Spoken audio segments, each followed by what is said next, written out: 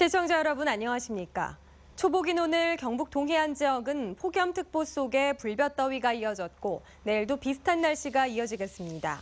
오늘 낮 최고 기온은 경주가 37.9도를 기록했고 포항이 34.6도, 영덕 36.4도, 울진이 28.7도로 나타났습니다. 포항은 내일 아침 최저 기온이 26도, 밤사이 열대야 현상이 이어지겠고 내일 낮 최고 기온은 34에서 37도로 예상됩니다. 동해상에는 안개가 끼는 곳이 많겠고 바다의 물결은 0.5에서 1m로 일겠습니다. 문재인 대통령이 경주의 신재생에너지 융복합타운을 육성하겠다고 공약한 가운데 수상 태양광을 확대하면 국내 원전의 절반가량인 11기를 대체할 수 있다는 분석이 나왔습니다. 더불어민주당 김현권 의원이 농어촌공사로부터 받은 자료에 따르면 농어촌공사가 보유한 저수지와 담수호 등을 이용한 수상 태양광 발전 규모는 원전 6기 발전량에 해당하는 5,966메가와트에 이르고 수자원공사가 보유한 댐까지 더하면 국내 원전 24기의 절반 수준인 11기를 대체할 수 있는 것으로 나타났습니다. 수상 태양광은 저수지나 호수의 수면에 발전 시설을 설치해 환경 영향이 적고 육상 태양광보다 발전 효율이 10%가량 높은 장점이 있지만 아직 국내 일부 지역에서만 도입된 상태로 문재인 정부의 탈원전과 신재생에너지 확대 정책에 따라 보급이 늘어날 전망입니다. 포항을 거점으로 하는 소형 항공사인 에어포항이 9월 중순 취항을 앞두고 1호기가 도입됐습니다. 에어포항 1호기는 캐나다에서 만든 50명이 탈 수 있는 기종으로 오늘 14일 포항공항에서 도입 기념 행사를 갖고 본격적인 취항 준비에 들어갑니다. 2호기는 8월, 3호기는 11월쯤 도입할 계획인데 포항 김포 노선은 하루 5회, 포항 제주 노선은 하루 2회 왕복 운항할 예정입니다. 울진군 죽변면 후정해수욕장 인근에 공사비 1,000억 원이 투입되는 국립해양과학교육관이 들어서게 됩니다. 경북도와 해양수산부는 오늘 기공식을 갖고 국립해양과학교육관 건립에 들어갔는데 과학관과 해중전망대, 해상통로 등을 갖춘 복합문화공간으로 건설됩니다. 50인 규모의 숙박시설과 해양산업전시장, 해송 산책로 등도 함께 들어서게 되고 오는 2020년 개관 예정입니다. 보건당국은 비브리오 폐혈증이 확산되고 있다며 해산물 섭취와 관리에 각별한 주의를 당부했습니다.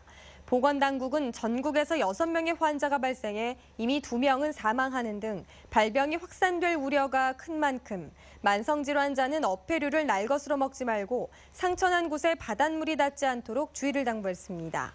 또 어패류를 조리한 도마나 칼 등 조리기구도 되도록 열탕 소독을 해줄 것과 의심 증상이 보이면 즉시 치료를 받을 것을 권장했습니다.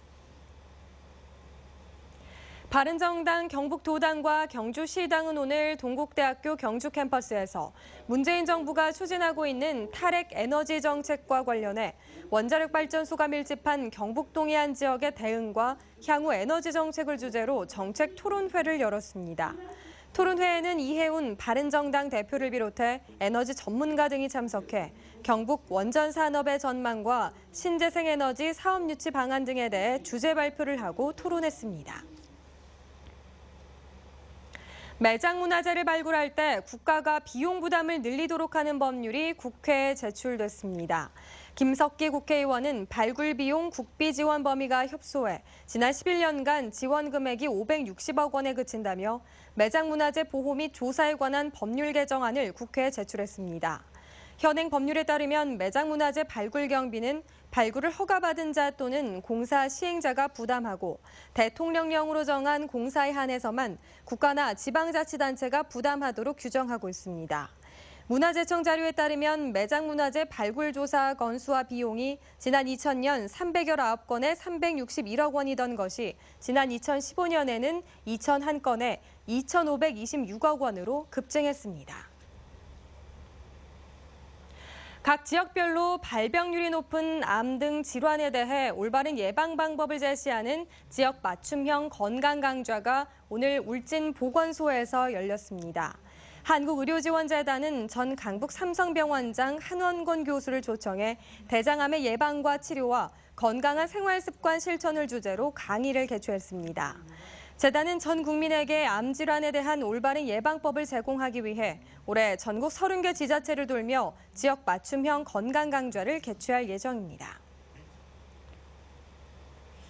포항시와 경북대학교 인문학술원이 공동으로 추진하는 인문학 강좌가 한국연구재단 지원 사업에 선정돼 3년간 4억 5천만 원을 지원받게 됩니다.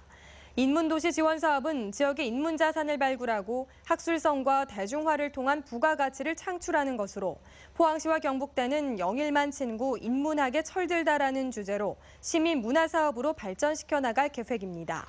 강사로는 동화작가 김일광 선생과 경북대 주보돈 교수, 한동대 김윤규 교수, 위덕대 신상구 교수 등이 참여하며 시민과 청소년을 대상으로 시민인문학, 청소년 인문학 콘서트 등 다양한 주제로 운영합니다.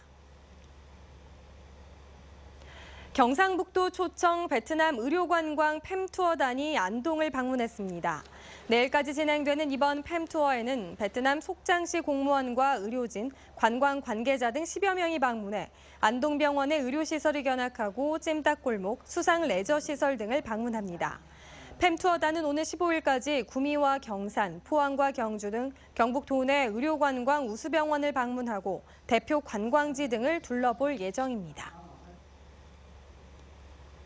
올 하반기 전국 집값은 상반기보다 상승세가 다소 둔화될 것으로 전망됐습니다.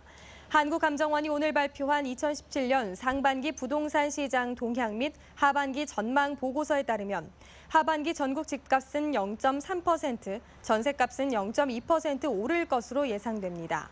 이는 상반기의 매매 상승률 0.6%와 전세가 상승률 0.4%보다는 줄어든 수치입니다. 한국감정원은 국내 기준금리 인상 가능성이 높은 데다 6.19 부동산 대책과 8월로 예정된 가계부채 관리 대책 등 정부의 금융 규제로 시장이 관망세에 접어들 것으로 내다봤습니다. 이상으로 포항 MBC 이브닝 뉴스를 마칩니다. 여러분 고맙습니다.